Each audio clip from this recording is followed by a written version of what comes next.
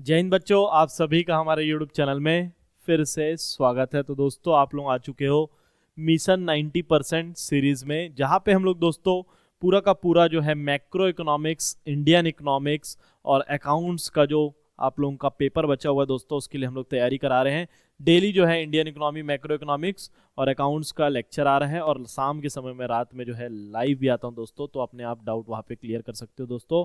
तो आज हम लोग इस मिशन में क्या कवर करने वाले हैं, तो चैप्टर नंबर 4 हम लोग पढ़ने वाले हैं दोस्तों, method of calculating national income. तो दोस्तों लास्ट तक बने रहिएगा। मैं तीनों के तीनों मेथड आज इसी लेक्चर में वन शॉट वाले में कंप्लीट कर दूंगा, और आपको पूरा का पूरा मेथड सॉल्व करते कैसे, प्रैक्टिकल क्वेश्चंस, वो सब आ जाएगा।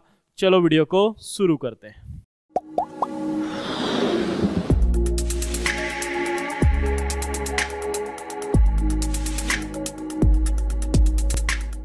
Methods of calculation of national income.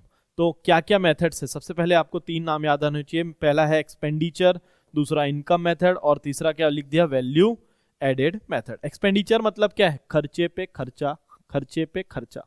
मतलब आप खर्चों को जोड़ दो तो आपकी कमाई निकल जाएगी। एकदम सिंपल और शॉर्टकट मेथड है। खर्चों को प्लस कर दो तो आपकी कमाई निकल जाएगी। इनकम, अब सर जो इनकम आती है ना, उनको प्लस कर दो तो इनकम निकल जाएगा। हमको निकालना क्या है? नेशनल इनकम निकालना है। वैल्यू एडेड मेथड, हर फैक्ट्री में क्या होता है, हम हर एक फैक्ट्री में कुछ ना कुछ एडिशन होता है, तो उन फैक्ट्रियों को जो जो एडिशन कर रहे हैं, जो जो नया उस प्रोडक्ट पे जोड़ते जा रहे हैं, उनको टोटल कर दो तो आपका नेशनल इनकम निकल जाएगा।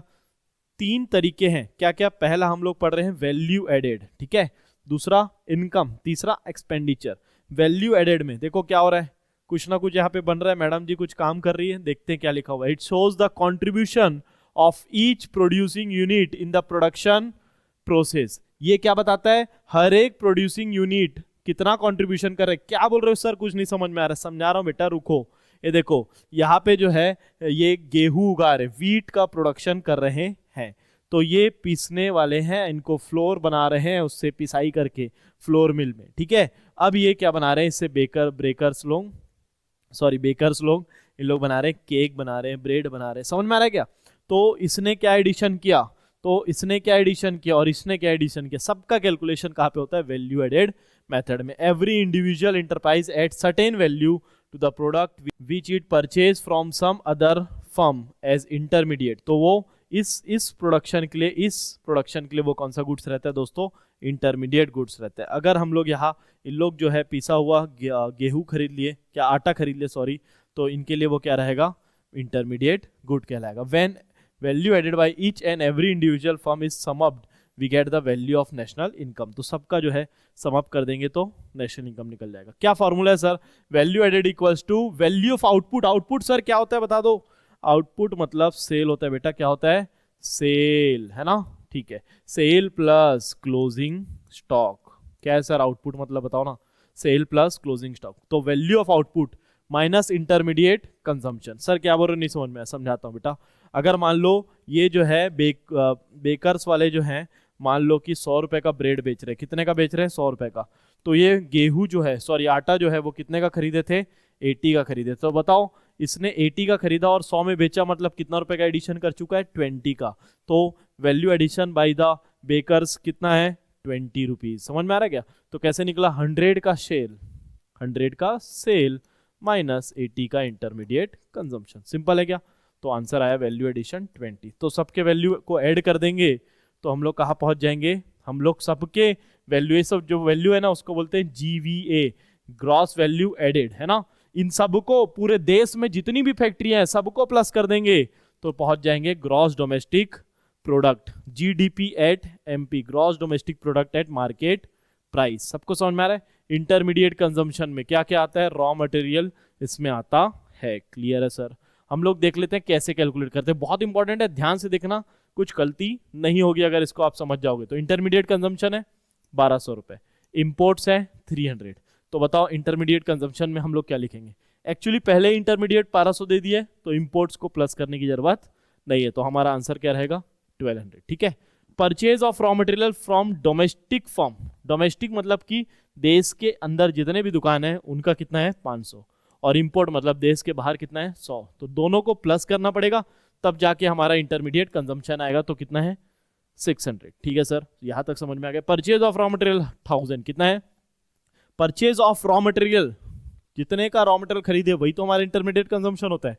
डायरेक्ट दिया हुआ है तो इंपोर्ट प्लस करने की जरूरत नहीं है, डायरेक्ट 1000 लिख देंगे। सर इंपोर्ट 200 है इसीलिए लिख दिया। अब देखना नेक्स्ट क्वेश्चन, यहाँ पे क्या बोलता है, परचेज ऑफ रॉ मटेरियल कितना है 700, इंपोर्ट है 1500। इसका मतलब इसमें ये 1500 नहीं जुड़ा हुआ है, तभी तो ये कम है ना इंपोर्ट से। तो इसीलिए जो है हम लोग ये एजम्पशन मार रहे हैं कि ये इस पे नहीं जुड़ा हुआ है, तो दोनों प्लस करेंगे। वो कम है इसीलिए ऐसा हुआ। ठीक है, ठीक है। How to measure the value of output, तो वैल्यू ऑफ आउटपुट आप लोगों को पता है sales plus production for self consumption. एक और फॉर्मूला है, तो क्या फॉर्मूला है, sale plus change in stock plus production for self consumption. मतलब कि जितना सेल हो रहा है और जितना हमारे पास बचा हुआ है। चेंज इन स्टॉक का फॉर्मूला और समझ लो दोस्तों, closing minus opening stock, closing minus opening stock. ठीक है, अब आगे बढ़ते हैं हम लोग। केस 1, अब हम लोग कैलकुलेट करना चालू कर दिए वैल्यू ऑफ आउटपुट। सेल्स दिया हुआ है और एक्सपोर्ट दिया हुआ है ना। तो दोस्तों सेल्स अगर दे दिया ना तो एक्सपोर्ट की कैलकुलेट करने की जरूरत नहीं, वो उसी के अंदर ही जुड़ा होता है। तो हमारा आंसर कितना रहेगा 2000। ठीक है, डोमेस्टिक सेल और एक्सपोर्ट दिया है, मतलब देश के अंदर में कितना सेल हो रहा है प्लस बाहर का, दोनों को जोड़ना इस बार पड़ेगा। तो 900 आ जाएगा। सबको समझ में आ रहा है क्या? अब हम लोग आते हैं वैल्यू एडेड से निकलता क्या है और फॉर्मूला क्या है। ठीक है, तो बताओ क्या फॉर्मूला बन के आ रहा है हमारे लिए वैल्यू एडेड का। तो सबसे पहले सेल, सेल में क्या क्या प्लस होता है, export of good, sale of other, sale of, ये सब चीजें सब किसके अंदर आते हैं, सेल के अंदर। ठीक है, sales plus change in stock, बताओ sales plus change in stock क्या कहलाता है हमारा, वैल्यू ऑफ आउटपुट। क्या कहलाता है दोस्तों, वैल्यू ऑफ आउटपुट। तो ये दोनों को हम लोग प्लस करेंगे तो क्या निकल जाएगा, वैल्यू ऑफ आउटपुट। इसमें से क्या माइनस करना है सर, इंटरमीडिएट कंजम्पशन। तो हम लोग का जो निकल जाएगा जीडीपी एट एमपी।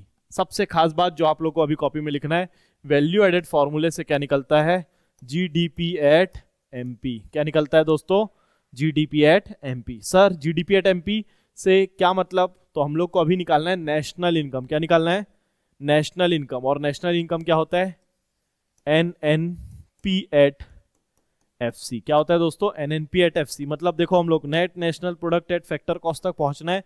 हम लोग वैल्यू एडेड में क्या फाइंड आउट किए, GDP at MP. Last lecture में आप लोग को सिखाया था ग्रॉस से नेट जाना है, ग्रॉस से नेट जाना है तो माइनस को डेप्रिसिएशन को करना पड़ेगा। डोमेस्टिक से कहा जाना है नेशनल तक जाना है, डोमेस्टिक से नेशनल जाना है तो प्लस को एनएफआईए को करना पड़ेगा। मार्केट से फैक्टर कॉस्ट जाना है, मतलब कि जीएसटी जुड़ा हुआ है तो मतलब कि इनडायरेक्ट को माइनस करना पड़ेगा। तो आप लोग कहाँ पहुंच जाओगे, वैल्यू एडेड में। ठीक है, identify the all the production unit. हम लोग जो भी प्रोडक्शन यूनिट है कौन कौन से, प्राइमरी सेकेंडरी टर्शरी तीनों है, तीनों को हम लोग आइडेंटिफाई करेंगे। सेल अगर मान लो इन हार्ड क्वेश्चन आ गया तो ऐसा अगर आपको निकालना रहेगा तो निकाल लेना।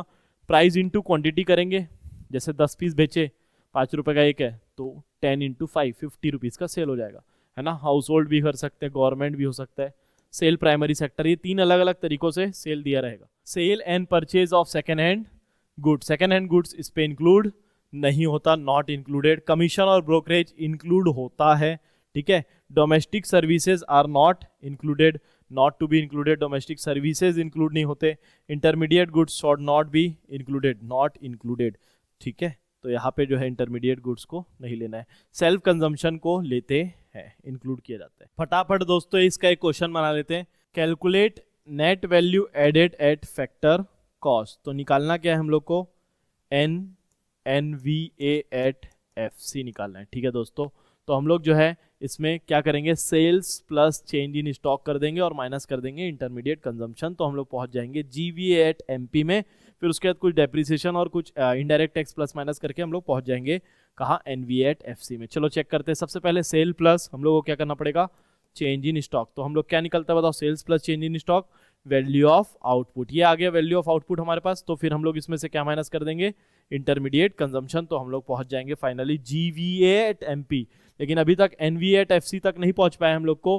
कहाँ से जाना है हम लोग को, ग्रॉस निकाल लिए, हम लोग को जाना है नेट, तो माइनस करना पड़ेगा डेप्रीसिएशन। और अगर हम लोग को देखो डेप्रीसिएशन वजह से ही माइनस किया, मैं कहाँ पहुंच गया, एनवीए एट एमपी। अब क्या करना पड़ेगा सर, एनवीए तक तो आ गया, सिमिलर हो गया एफसी, और यहाँ पे एमपी का फर्क है। तो एमपी से मार्केट प्राइस से अगर फैक्टर कॉस्ट जाना है तो एनआईटी को माइनस करना पड़ेगा, तब जाके एनवीए एट एफसी तक हम लोग पहुंच जाएंगे। तो बस यहाँ पे जो है वैल्यू पुट कर देंगे तो हमारा आंसर आ जाएगा दोस्तों, ये दोनों को प्लस किए हम लोग तो आया वैल्यू एडेड। अब जो है इंटरमीडिएट कंजम्पशन के लिए क्या करना पड़ा, purchase of fuels, purchase of raw material और इंपोर्ट, तीनों को प्लस कर दिए तो इसको माइनस इससे किए तो 37 GW MP आ गया। डेप्रिसिएशन मतलब क्या होता है, consumption, depreciation of fix assets और कंजम्पशन ऑफ फिक्स कैपिटल भी बोला जाता है इसको। फिर इसके बाद आ जाएगा आप लोग को 2800, ठीक है।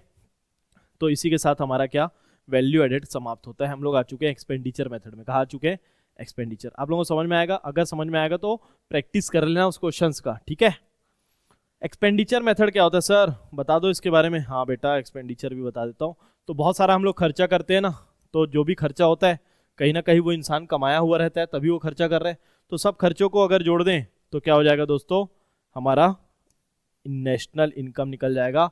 वो भी किसके बराबर आता है, ये क्या निकलता है एक्सपेंडिचर मेथड से, जीडीपी एट एमपी। अभी अभी जो पढ़े वैल्यू एडेड मेथड उसमें भी क्या निकल रहा था, जीडीपी एट एमपी। ये याद होना चाहिए, ये याद नहीं मतलब क्वेश्चन खत्म, याद रखना। इसके जीवन अच्छे चल रहे हैं भाई, हाँ ठीक है। Identify economic units incurring the, कौन कौन खर्चा कर रहा है, तो ये 4 यूनिट तो आप लोग इकोनॉमिक्स पढ़ रहे हो, आगे भी काम आएगा, याद रख लो। कौन कौन कर रहा है भाई, हाउस होल्ड करता है, प्रोड्यूसिंग यूनिट करता है, रेस्ट ऑफ द वर्ल्ड मतलब कि import minus export minus import और गवर्नमेंट, 3 लोग हैं। 4 सेक्टर हम लोग पढ़ के आए ना पहले चैप्टर में, उसी की तो बात कर रही है। हाउस होल्ड वाले क्या करते हैं, प्राइवेट फाइनल कंजम्पशन, घर का खर्चा है। ग्रॉस डोमेस्टिक कैपिटल फॉर्मेशन कौन करता है, इन्वेस्टमेंट कौन करता है, फर्म वाले करते हैं, प्रोडक्शन वाले करते हैं। गवर्नमेंट बहुत सारा खर्चा कर रहा है, उसका भी नाम है government final consumption. Rest of the मतलब नेक्स्ट एक्सपोर्ट, क्या है, एक्सपोर्ट माइनस इंपोर्ट, ठीक है। तो हम लोग आते हैं प्राइवेट फाइनल, हाउस होल्ड वाले क्या क्या खर्चा कर रहे हैं। तो हाउस होल्ड वाले consumer service, durable goods, non durable goods, ये सब पे खर्चा करते हैं, ठीक है।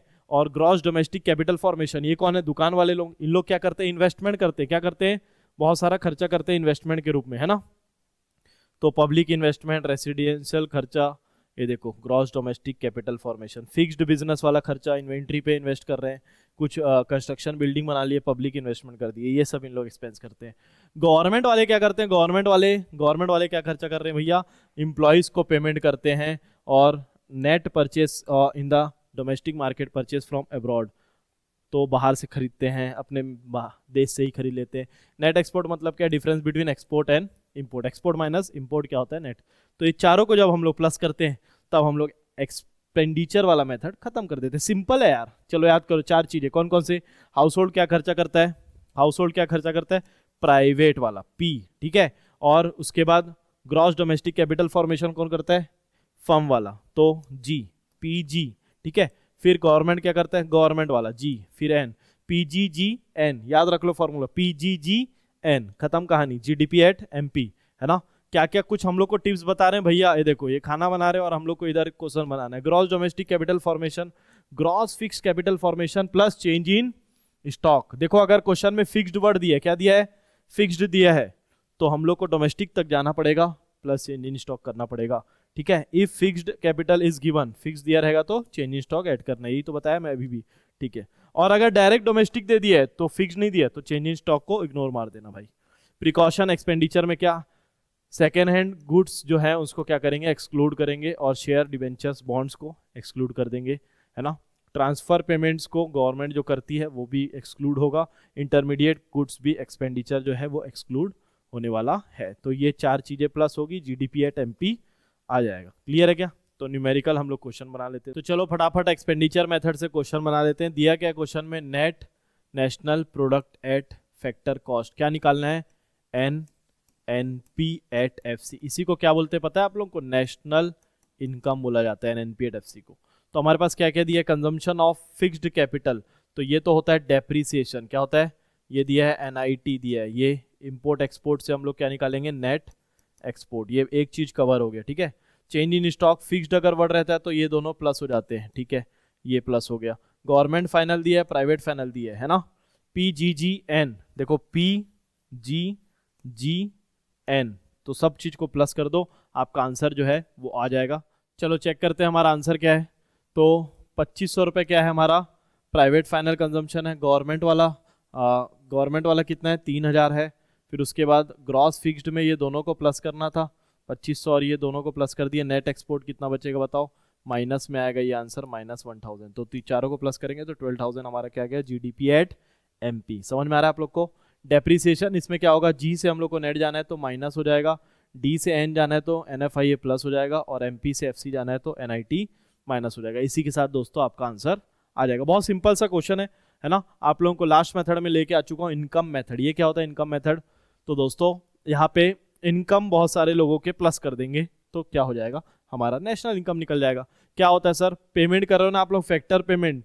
क्या होता है factors of payment? Land, labour, capital, enterprise. ये अलग अलग प्रकार की चीज़ें हम लोग इन्वेस्ट करते हैं, है ना। तो उसमें हम लोग को इनकम मिलता है रेंट, वेजेस, इंटरेस्ट और प्रॉफिट के रूप में। ठीक है, तो हम लोग का फॉर्मूला क्या है? कंपनसेशन CM और ऑपरेटिंग, क्या बोलते हैं इसको दोस्तों? ऑपरेटिंग सरप्लस, है ना। CMO क्या है? CMO ऑफिस जानते हो ना, बस वही याद रखना है। किसमें? इनकम मेथड में। कंपनसेशन ऑफ एम्प्लॉयज को अच्छे से देख लेते हैं क्या क्या जुड़ता है। तो इसमें सैलरी जुड़ जाएगा, free house hold rent allowance, salary, wages, ये सब जुड़ जाता है। एम्प्लॉयर कंट्रीब्यूशन, अगर प्रोविडेंट फंड और LIC है, एम्प्लॉयर कंट्रीब्यूशन है तो ही जुड़ेगा। क्लियर है क्या पिक्चर? ठीक है। तो मिक्स्ड इनकम, मिक्स्ड अभी हम लोग क्या कवर किए? कंपनसेशन ऑफ एम्प्लॉयज, सैलरी वैलरी इसमें जुड़ता है। मिक्स्ड इनकम में क्या क्या आता है? लैंड, लेबर, कैपिटल, पूरे फैक्टर्स ऑफ पेमेंट के जो है वो अमाउंट आ जाते हैं। ऑपरेटिंग में क्या क्या आता है? रेंट, इंटरेस्ट और रॉयल्टी, प्लस आपका प्रॉफिट आता है। प्रॉफिट का एक और फॉर्मूला याद कर लो, dividend plus corporation tax and corporate saving. Clear है क्या पिक्चर? ये आप लोग को याद रखना है। बहुत सिंपल सा फॉर्मूला है दोस्तों। ये तीन चीजें प्लस होती है, CMO कंपनसेशन, मिक्स्ड इनकम और ऑपरेटिंग सरप्लस। कुछ चीजें टिप्स जो आप लोग के लिए लेके आते हैं हमेशा, तो देख लेते हैं टिप्स में क्या क्या है। तो employer contribution to social security scheme to be included.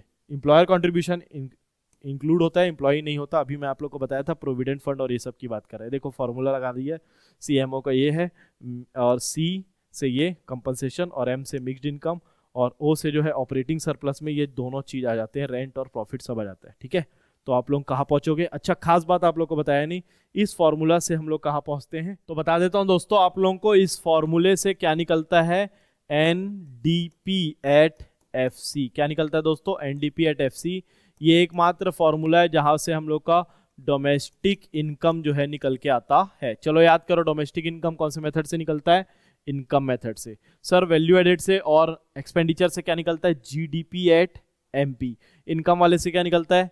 NDP@FC। तो NDP@FC हम लोग को अगर नेशनल इनकम पहुंचना है, मतलब कहा जाना है NNP@FC, तो सिर्फ और डी डोमेस्टिक से नेशनल जाना है तो क्या करना पड़ता है? Plus NFIA। इसीलिए यहाँ सिर्फ NFIA प्लस हुआ है। तो लास्ट चीज आ गई दोस्तों, इस क्वेश्चन को खत्म करते हैं, इस लेक्चर को भी खत्म करेंगे, बस ये क्वेश्चन पढ़ लेते हैं। तो बहुत सारी चीजें दी हुई है, कंजम्पशन दिया हुआ है फिक्स कैपिटल का, है ना।